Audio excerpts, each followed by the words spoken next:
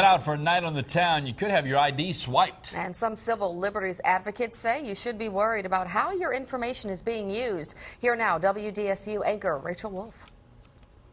If you're from out of town, let me hear you make some noise! Every other single day, it seems like there's a 17-year-old trying to come in with a 27-year-old ID.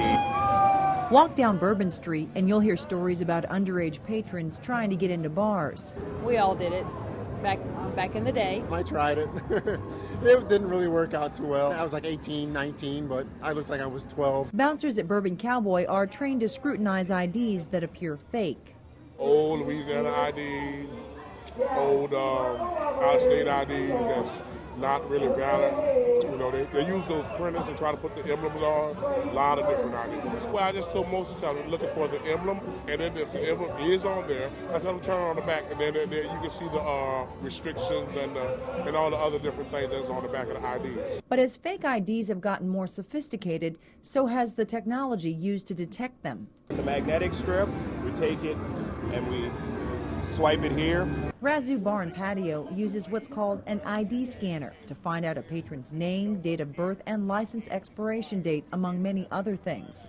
Taps into the DMV and all the local systems that let us know if they're a registered offender or wanted for anything. Because we know if somebody's got a weapon charge on them, that they might have a gun, we know we're not going to let them in because it says, hey, they're wanted, don't let them in. Staff says they can keep track of how many times a person enters a club, which they say helps monitor drug trafficking.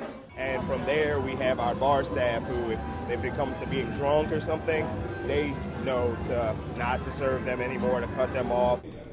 It costs $1,500, and according to the company website, any information read can be exported to a PC or Mac.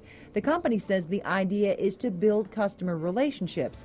Razoo Management says the club does not store personal information gleaned from IDs. There's no reason for that data to be kept permanently. It's a real concern, say privacy experts.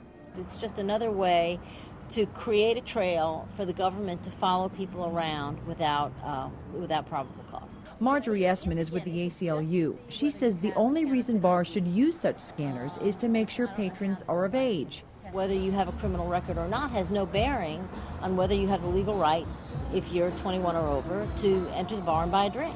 So there's no reason for them to bring up anybody's history, and there certainly is no reason for them to keep it. She warns deeming patrons higher risk has the potential to lead to discrimination. The scary thing is that once that data is there, the police can then subpoena it. They can then ask for it, and they can then find out where you were and when you were there.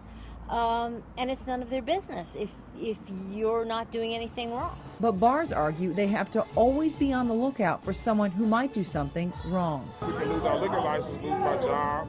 There's a lot of different things that can happen. Surprisingly enough, only a handful of bars we spoke with along Bourbon Street use the ID scanner. 9 out of 10 clubs out here should use it. It helps a lot more than it harms. On your side, Rachel Wolf, WDSU News. And according to the website of the ID scanners used at Razoo's, the company is compliant with state data retention laws in the